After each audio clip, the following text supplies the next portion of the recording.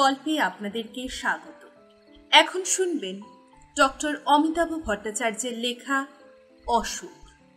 গল্পে বৃদ্ধা এবং মমের চরিত্রে আমি শ্রী, শিবনাথ ও সুশঙ্করের চরিত্রে কনাথ ভট্টাচার্য। দেখো দেখি, এত রাতে আবার গল্প পড়ে শোনাতে হবে? তাহলে ঘুমোবি কখন? মাত্র তো 2 পাতা, তুমি পড়ে শোনাও। শুনতে শুনতে আমি ঘুমিয়ে পড়ি। এত বড় হয়েছিস, ইংরেজি স্কুলে পড়িস, এসব তো নিজেই পড়তে পারিস এখন। তা পারি, তবে তোমার মতো অত সুন্দর করে তো পড়তে পারবো না। জানো দিয়া, তুমি তো আমাদের স্কুলের মিসদের থেকেও ফার বেটার রিডিং পড়ো। কি সব ঘটর মটর বলছিস? আমি চাই অত কি বুঝি?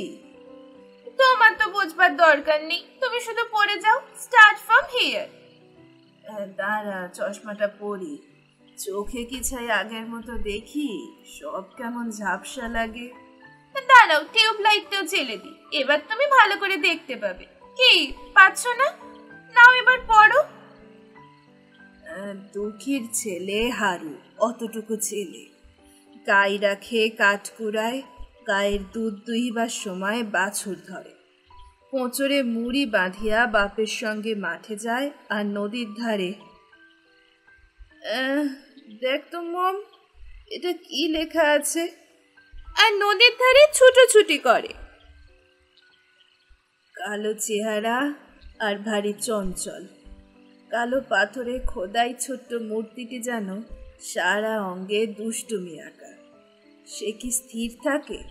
কোঁচড় খুলিয়া মুড়ি খায়, জলে ছোট ছোট ঢিল ফেলে, তাহাতে টুপ টুপ করিয়া শব্দ হয়, আর হারু হাততালি দিয়া নাচে।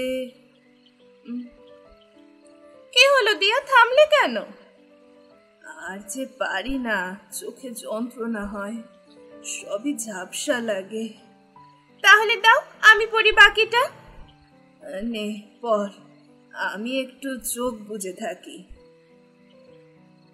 বুদের বাছুরটা যে ছিল, সেটা কিছুদিন হয় মারা গিয়েছে। তাহার জন্য ছোট ছেলে হারুর মন কেমন কেমন করে। বাছুর কেমন নাচিয়া নাচিয়া আসিত, এদিক ওদিক ছুটিয়া বেড়াইত, তার সঙ্গে কত খেলিত, আবার ছুটিয়া যাইত। আহা, হারুর সে বেদনা আর কে বুঝিবে?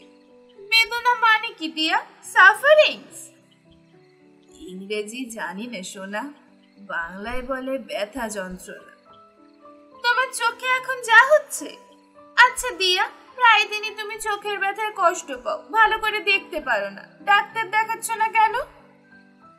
দেখিয়েছি রে, ডাক্তার বলেছে 2 চোখেই ছানি, অপারেশন করতে হবে। তাহলে অপারেশন করাচ্ছ না কেন? বললেই বুঝি অপারেশন করা যায়? কেন যায় না? এই বয়সে নিজের ইচ্ছায় কি আর সব হয়? বয়স কম হলো, অশক্ত শরীর, কোমরে বাতের যন্ত্রণা। তুমি এই শরীরে ছোটাছুটি করবে কেন? মামারা সব ব্যবস্থা করবে। দুটো মামা আমার। ওদের ঘর সংসার নেই? কম ব্যস্ত ওরা? তাছাড়া তোর ছোট মামা তো আলাদা থাকে। আলাদা থাকলেও রোজই তোমার সাথে দেখা করে যায়। তা যায়, শঙ্কর আমার সোনার টুকরো ছেলে। আর বড় মামা বুঝি পেতলের টুকরো?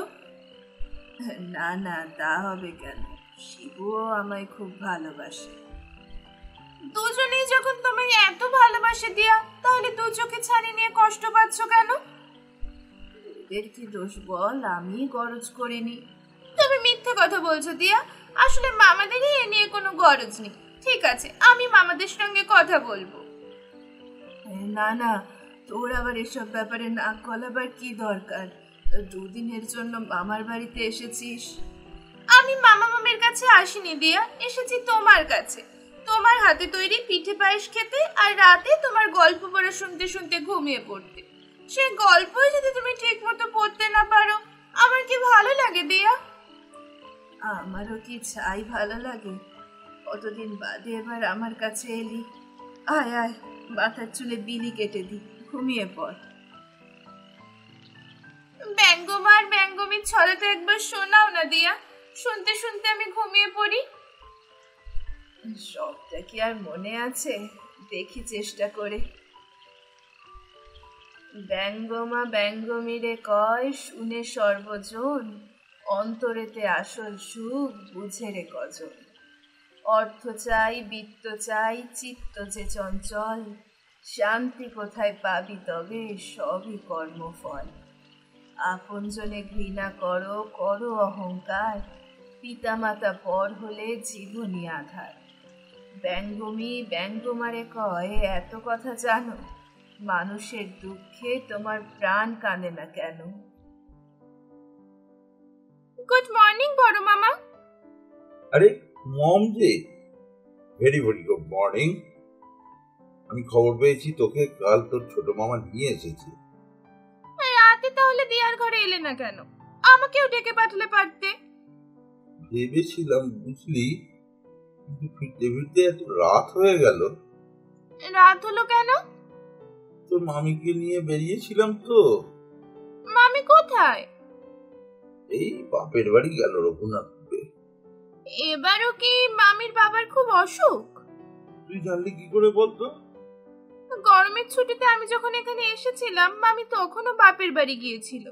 বাবার অসুখটা বেড়েছিল কিনা তাই ভাবলাম এবারও বুঝি। হ্যাঁ, বাবার অসুখটাই বাড়ছে কমছে, তাই তো খবর পেলেই ছুটে যায়। আর বাবা মা যতদিন আছে ততদিন তো যেতে হবেই। ঠিক বলেছো বড় মামা, বাবা মা তো কারোর চিরকাল থাকে না। যতদিন তারা বাঁচে আমাদের উচিত তাদের সেবা করা, তাই না বড় মামা? একেবারে আমার মনের কথাটাই বলেছিস রে মম। এটাই যদি তোমার মনের কথা হবে তাহলে তুমি দিয়ার সেবা করছো না কেন? দিয়ার সেবা মানে? তুমি নিশ্চয়ই জানো দিয়ার দু চোখে ছানি পড়েছে। হ্যাঁ, আমি তো ডাক্তার দেখিয়ে সব ব্যবস্থা করলাম। কি ব্যবস্থা করলে? ওষুধ, ডাক্তার, কত কি খরচ কত হলো জানিস? খরচ তো মা দিয়েছে। তুই জানলি কি করে? বারে ভুলে গেলে? মাস তিনেক আগে যখন এলাম মা তো আমার হাত দিয়ে তোমায় 500 টাকা পাঠালো। ও হ্যাঁ, দেখ ভুলিয়ে গিয়েছিলাম। তবে 500 টাকায় কি বা হয়? দিয়ার চোখ দুটো অপারেশন করাচ্ছ কবে? কিসের অপারেশন? ছানি অপারেশন। সে দায়িত্ব তো তোর ছোট মামা নিয়েছে। আর আমি একা কতদিক সামলাবো বলতো? মা তো আর একার নয়। জানি বড় মামা, আর সেজন্যই বলছি দিয়ার অপারেশনটা এবার করিয়ে দাও। জানো দিয়ার আগের মতো আমায় গল্প পড়ে শোনাতে পারে না, চোখে যন্ত্রণা হয়, জল পড়ে। আমার যে বড় কষ্ট হয় বড় মামা। না না, এসব তুই একদম ভাবিস না। আমি শঙ্করের সঙ্গে কথা বলে সব ফাইনাল করে নেব। আমির সঙ্গে ফোনে একবার কথা বলবি নাকি? তোকে কিন্তু খুব ভালোবাসে। আর না থাক, বাবাকে নিয়ে মামি ব্যস্ত আছে, এ সময় ডিস্টার্ব না করাই ভালো। আমি চলি। দিয়া, দিয়া, ছোট মামা এসেছে। এই নে তোর শার্ট, মামি পাল্টে এনেছে। খুলে দেখ এটাও আবার তোর ছোট হয় কিনা। আর না, এটা সাইজ ঠিক আছে। তুমি মাকে ফোন করে বলে দিও। কি রে, কখন এলি? এই তো মমের শার্টটা দিয়ে গেলাম। গায়ে লাগবে তো? এবার লেগে যাবে। তবে দিন দিন যা মোটা হচ্ছে, পরের বার ওর মামি ওকে ম্যাক্সি দেবে বলেছে। মামিকেও বললো নিজের জন্য এক সেট কিনতে। তা ঠিকই বলেছিস, মামি ভাগ্নি তোরা পাল্লা দিয়ে ফুলছিস। তুই খেয়ে যাবি তো? না মা, আজ বাড়ি গিয়ে খাবো। এখানে এলে তো রাতে খেয়েই যাই। ঈশা রাগ করে, বলে মা শুধু তোমাকেই ভালো মন্দ খাওয়ায়, আমার আর বুবকার কথা মনেই পড়ে না। বলে বুঝি? আরো বলবে না, এক শিশি তিলের নাড়ু রেখেছি, নিয়ে যাবি। তিলের নাড়ু? আজ রাতে দিশা একাই শেষ করে দেবে। বেশ তো, আরো করে রাখবো। পরশু দিন আবার নিয়ে যাস। তুই বস, আমি নিয়ে আসি। দিয়ার হাতের ভালো মন্দ খাবার আর বেশি দিন খেতে ইচ্ছে হচ্ছে না ছোট মামা। কেন? মার হাতের রান্না এবার থেকে বুঝি শুধু তুই খাবি? কেউই খাবে না। দিয়ার তো দু চোখে ছানি পড়ে চোখ দুটো নষ্ট হতে বসেছে, রাঁধবে কিভাবে? হ্যাঁ, মা বলছিল একদিন, তবে দাদার দায়িত্ব নেওয়াতে আমি আর ইন্টারফেয়ার করিনি। বৌদি রাগ করতে পারে। বড় মামা যে বললো অপারেশন করানোর দায়িত্ব তুমি নিয়েছো। দাদা বলেছে? হ্যাঁ, আজ সকালেই। আচ্ছা বেশ, আমি দাদার সঙ্গে কাল কথা বলে নেব। আর শুধু কথা নয় ছোট মামা, অপারেশনের ডেটটাও ফাইনাল করে ফেলো। হ্যাঁ হ্যাঁ, সবই করব। তুই এসব নিয়ে চিন্তা করছিস কেন? যা, মার কাছ থেকে নাড়ু শিশিতে চট করে নিয়ে আয়। আরো দেরি হলে ফেরার বাস পাবো না। তোমার সঙ্গে আমার জরুরি কথা আছে মা। বলো, কি কথা? আচ্ছা মা, তোমার কি বুড়ো বয়সে ভীমরতি ধরেছে? ভীমরতি? ভীমরতি ছাড়া কি? তুমি মমকে বলেছো আমরা নাকি তোমার চোখের অপারেশন করিয়ে দিচ্ছি না। আচ্ছা, এসব কথা যদি দিদি জামাইবাবুকে বলে, ওরা কি ভাববে বলো তো? ভাবলেই বা আপত্তি কোথায়? তোরা তো তোদের সংসার নিয়েই ব্যস্ত। আবর্জনার মতো এক কোণে পড়ে থাকি। আমার চোখ নষ্ট হলে তোদের কি এসে যায়? মা, তুমি মাঝে মাঝে বড় অবুঝের মতো কথা বলো। টিভিতে দেখেছো, পেপারে পড়েছো, ছানি কাটতে গিয়ে কত জোরে চোখ অন্ধ হয়ে যাচ্ছে, শেষে ছুটতে হচ্ছে শঙ্কর নেত্রালয় বা ভেলোরে। মা, তুমি বুঝতে পারছো না? এখন তুমি যেটুকু দেখতে পাচ্ছ তাতে বাকি জীবনটা তোমার হেঁচে গেলে চলে যাবে, কিন্তু ছানি কাটাতে গিয়ে যদি চোখ দুটো তোমার নষ্ট হয়ে যায়। গেলে যাবে, তবু তুই আমার অপারেশনের ব্যবস্থা কর। আমার টাকায় আমি অপারেশন করাবো, তোদের আপত্তি কেন? তোমার টাকা? হ্যাঁ, তোদের বাবার পেনশনের টাকা। ওই টাকায় অপারেশন হয় বুঝি? দিয়া, ছোট মামা এসেছে। আয় শঙ্কর, বস। শঙ্কর, তুই এসে ভালোই করেছিস। মায়ের চোখ অপারেশনের ব্যাপারে কথা হচ্ছিল আর। আচ্ছা দাদা, তুই আমার নামে মমকে জলজ্যান্ত মিথ্যে কথাটা বলতে গেলি কেন? মিথ্যে কথা? কিরে মম, কি বলেছি তোকে? তুমি যে বললে ছোট মামা দিয়ার অপারেশন করিয়ে দেবে। ও হ্যাঁ, মানে আর কি। মম, তুমি ভেতরে যাও, বড়দের কথার মধ্যে থেকো না।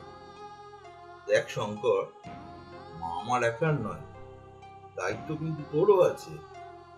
জানি, তবে তোর দায়িত্বটাই কিন্তু বেশি। কেন? আমি বড় বলে?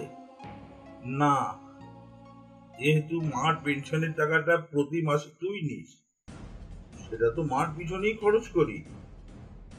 ১,৫০০ টাকা প্রতি মাসে মার পিছনে খরচ হয় না। মা তো দুবেলায় নিরামিষ খায়।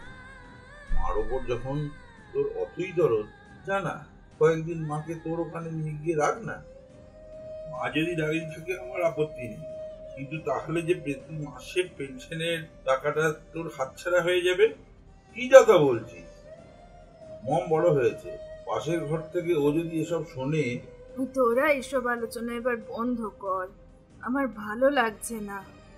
না মা, তোমার অপারেশনের ব্যাপারে শঙ্কর আমায় যা তা বলবে আর আমি দিনের পর দিন শুনে যাব, তা হয় না। যদি শঙ্কর মার অপারেশনের দায়িত্ব তুই নে, তোর ওখানে নিয়ে গিয়ে সব ব্যবস্থা কর, খরচা খরচ সব আমার। তুই তো খরচ করবি মার টাকা ভেঙে। বৌদির পারমিশন ছাড়া নিজের ব্যাংক অ্যাকাউন্ট থেকে একটা টাকাও তুলতে পারবি না। তাহলে দায়িত্বটা আমি একা নেব কেন? তুই কিন্তু ভীষণ বেলাইনে কথা বলছিস। Please hold your tongue. কথাটা তোর বউকে বলিস। বৌদি যদি তার টাংটাকে একটু হোল্ড করতো, তাহলে আমাকে আর তিশাকে বাড়ি ছেড়ে চলে যেতে হতো না। কি কি বললি? আমার বউ তোদের? হ্যাঁ হ্যাঁ, ঠিকই বলেছি। তোর আর বৌদির জন্যই মার ছানি অপারেশন এতদিন হয়নি। অপারেশনের কাটা উঠলি তোরা মাকে ভয় দেখিয়েছিস, অপারেশন করলে নাকি চোখ বন্ধ হয়ে যাবে। অথচ তোর শ্বশুরের চোখে মাইক্রো সার্জারি করে বিদেশি লেন্স লাগিয়ে নিয়ে এলি। সেবেলায় তুই শেষ পর্যন্ত আমার শ্বশুরকে অপমান করলি, সুযোগ পেলে আমার বউকেও যাতা বলছিস। আমি তোকে কি করবি? গায়ে হাত তুলবি? আগে যা বৌদির কাছ থেকে পারমিশনটা নিয়ে আয়। তুই কি ভেবেছিস যা খুশি তাই বলবি আর আমি মুখ বুজে সহ্য করে নেব? 100 বার করবি, 1000 বার করবি। না করব না? হ্যাঁ করবি। ওরে, তোরা এই কি শুরু করলি? আমার অপারেশনের দরকার নেই, দয়া করে তোরা একটু চুপ কর। মেয়েটা 2 দিনের জন্য মামার বাড়িতে এসেছে। তোদের কোন চেহারা ওই কচি মেয়েটাকে তোরা দেখাচ্ছিস? দূর হয়ে যা, দূর হয়ে যা আমার সামনে থেকে। আমায় একটু একা থাকতে দে, একটু একা থাকতে দে। কেঁদো না দিয়া, কেঁদো না।